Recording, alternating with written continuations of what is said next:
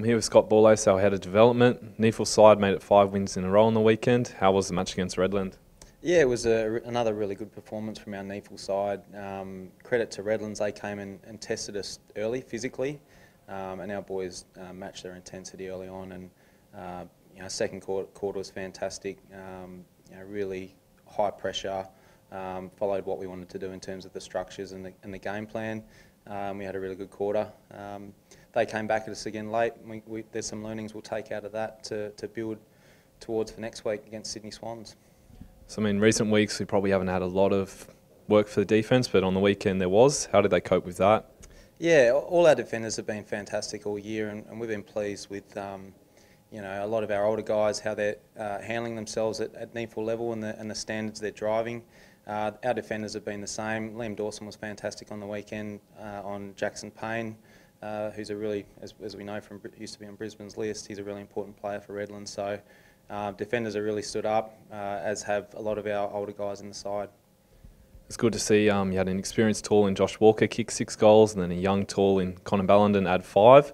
Is that pleasing, those performances by those guys? Yeah, probably the most pleasing thing about the tall forwards and the small forwards on the weekend was the selflessness of those. The amount of blocks for teammates, looking back at the tape, there's so many selfless acts, which has been a real focus of the senior side. For our guys that are striving to get into the senior team, to see them do selfless acts at our level has been really pleasing.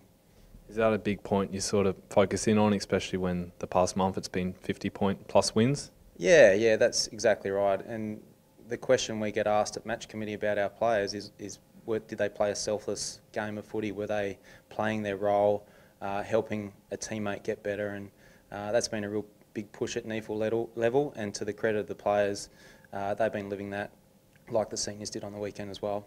So we saw the structure of the senior side worked really well on the weekend. How's that going, being implemented at the NEAFL level?